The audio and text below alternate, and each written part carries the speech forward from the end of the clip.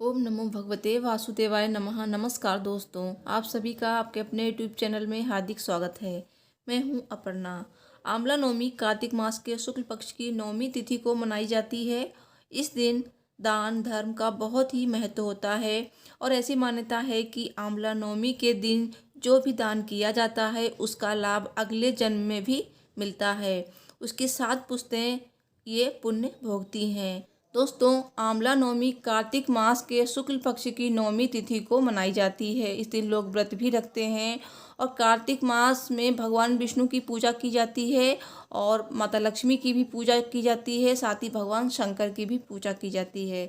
और इस महीने में दिवाली से लेकर भाई दूज, धनतेरस, अहोई अष्टमी और देवउठनी एकादशी, रमा एकादशी, बहुत सारे पर्व त्योहार आते हैं। साथ ही इसी महीने में देव दिवाली भी मनाई जाती है और इसी महीने में ही आंवला नवमी और गोपाष्टमी, तो बहुत सारे त्यौहार कार्तिक महीने में मनाए जाते हैं। और कार्तिक महीना भगवान विष्णु को समर्पित है, माता लक्ष्मी को समर्पित है, माता तुलसी को समर्पित है, क्योंकि कार्तिक महीने में ही माता तुलसी का विवाह भगवान शालिग्राम जी के साथ किया जाता है। तो आंवला नवमी कार्तिक मास के शुक्ल पक्ष की नवमी तिथि को पड़ती है। इसके 2 दिन के बाद देवउठनी एकादशी का दिन आता है। तो दोस्तों, आंवला नवमी पर क्या करना है और क्या नहीं करना है, क्या है पूजा विधि और क्या है शुभ मुहूर्त और क्या है कथा, दोस्तों ये सब जानेंगे इस वीडियो में। तो वीडियो में एंड तक बने रहिएगा। दोस्तों, आंवला नवमी को आखा नवमी या अक्षय नवमी के नाम से भी जाना जाता है और आंवला नवमी के दिन जो भी काम आप करते हैं वो अक्षय हो जाते हैं, चाहे आप कोई शुभ काम करें या फिर कोई अशुभ काम। तो इसलिए इस दिन हमें जो भी काम करना है सोच समझ के करना है और हमें इस दिन शुभ ही कार्य करने हैं, ताकि वो काम हमारे अगले जन्म तक मतलब हमें पुण्य प्राप्त करा सकें। तो इस दिन हमें कोई भी अनैतिक कार्य नहीं करना है। आंवला नवमी का पूरा दिन मंत्र, पूजा पाठ और अच्छे कार्यों में आप अपना बिताएं। दोस्तों, आंवला नवमी के दिन महिलाएं परिवार की सुख और शांति के लिए आंवला के वृक्ष की परिक्रमा लगाकर पूजा करती हैं और साथ ही आंवला के वृक्ष के नीचे खाना बनाकर अपना व्रत खोलती हैं। और इस दिन आंवला वृक्ष की पूजा का विशेष महत्व होता है। दोस्तों, अगर आपके वहाँ आंवला का वृक्ष नहीं है तो कैसे करें पूजा, ये भी मैं आपको इस वीडियो में बताऊंगी। दोस्तों, अगर आपके वहाँ आंवला का वृक्ष है तो आप सुबह सवेरे उठकर स्नान करके साफ स्वच्छ वस्त्र पहन लें, फिर आप अपनी पूजा की तैयारी करें। तो पूजा के लिए आंवला के वृक्ष के पास आपको जाना है। अगर आपके घर में आंवला का वृक्ष है तो आप अपने घर में ही ये पूजा कर सकते हैं। तो पूजा कैसे करनी है, तो आंवला के वृक्ष के पास भी आप साफ सफाई कर लें।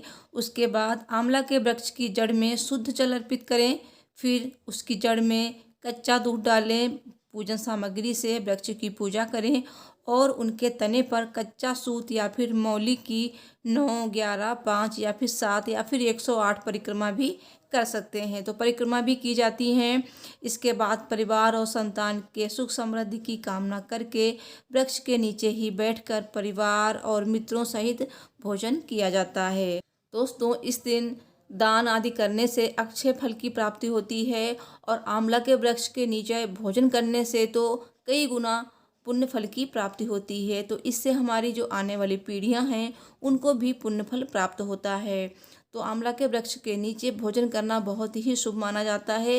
दोस्तों, अगर आप वहाँ पे भोजन बना सकते हैं तो ये बहुत अच्छी बात है, आप बनाकर भी भोजन कर सकते हैं। और आंवले का वृक्ष अगर आपके घर से दूर है, भोजन बनाने की व्यवस्था वहाँ पे नहीं है, तो आप भोजन को वहाँ बैठकर अवश्य कर सकते हैं। मतलब आपके अपने यहाँ से भोजन ले जाएं और आंवला के वृक्ष के नीचे बैठकर भोजन करें।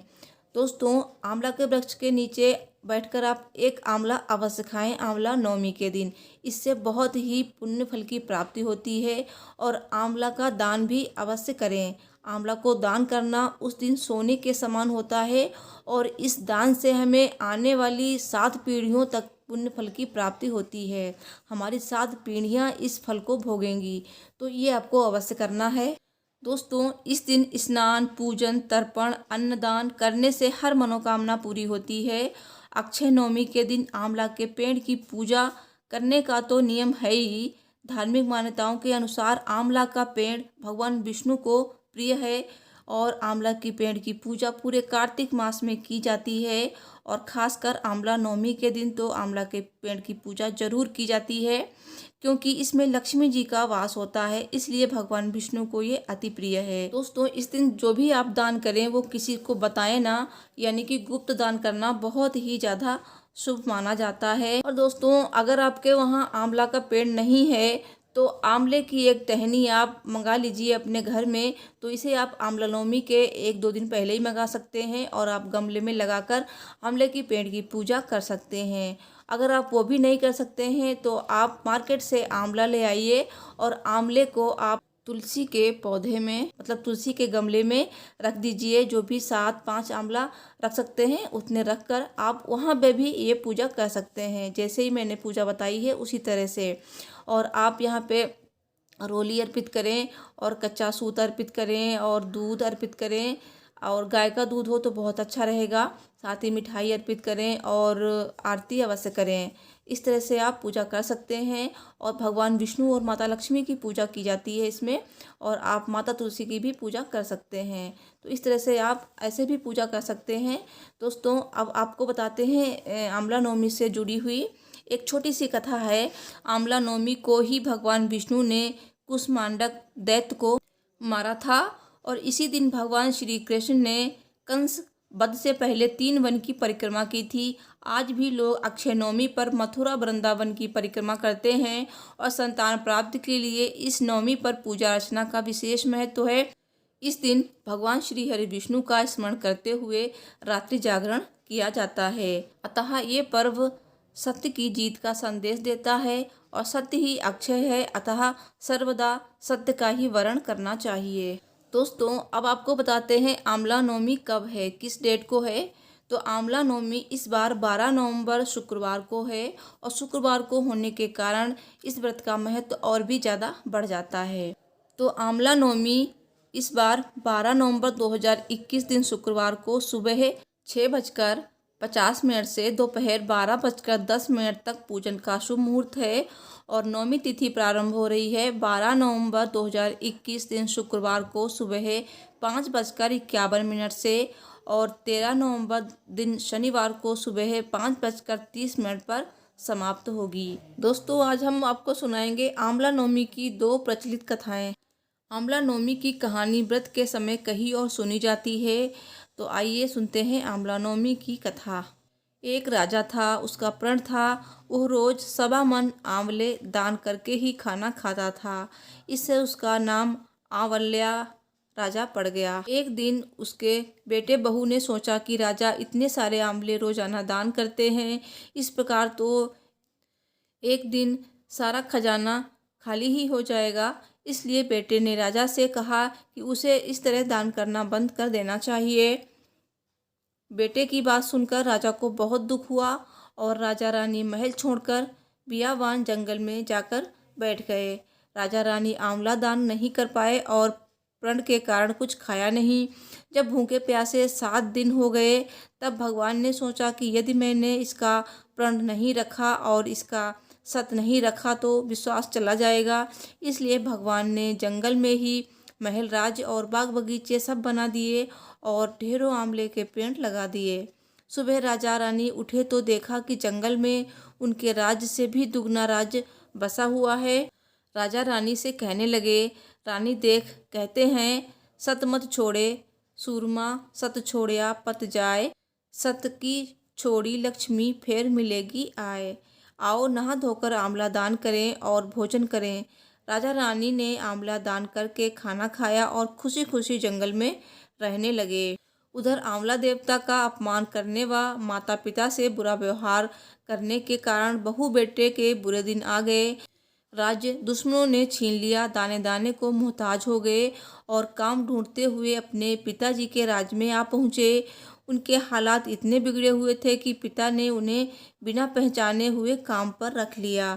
बेटे बहू सोच भी नहीं सकते कि उनके माता पिता इतने बड़े राज्य के मालिक भी हो सकते हैं, सो उन्होंने भी अपने माता पिता को नहीं पहचाना। एक दिन बहू ने सास के बाल बांधते समय उनकी पीठ पर मस्सा देखा। उसे यह सोचकर रोना आने लगा कि ऐसा मस्सा मेरी सास के भी था। हमने ये सोचकर उन्हें आंवला दान करने से रोका था कि हमारा धन नष्ट हो जाएगा। आज वे लोग ना जाने कहाँ होंगे। ये सोचकर बहू को रोना आने लगा और आंसू टपक टपक कर सास की पीठ पर गिरने लगे। रानी ने तुरंत पलटकर देखा और पूछा कि तू क्यों रो रही है। उसने बताया, आपकी पीठ पर जैसा मस्सा है मेरी सास की पीठ पर भी वैसे ही था। हमने उन्हें आंवला दान करने से मना कर दिया था, इसलिए वे घर छोड़कर कहीं चले गए। तब रानी ने उन्हें पहचान लिया, सारा हाल पूछा और अपना हाल बताया। अपने बेटे बहू को समझाया कि दान करने से धन कम नहीं होता है बल्कि बढ़ता है। बेटे बहू भी अब सुख से राजा रानी के साथ रहने लगे। हे भगवान, जैसा राजा रानी का सत रखा वैसा सबका सत रखना, कहते सुनते सारे परिवार का सुख रखना।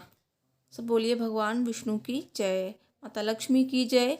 दोस्तों, इसी प्रकार एक और कथा प्रचलित है। अक्षय नवमी के संबंध में कथा है कि दक्षिण में स्थित विष्णुकांची राज्य के राजा जयसेन के इकलौते पुत्र का नाम मुकुंद देव था।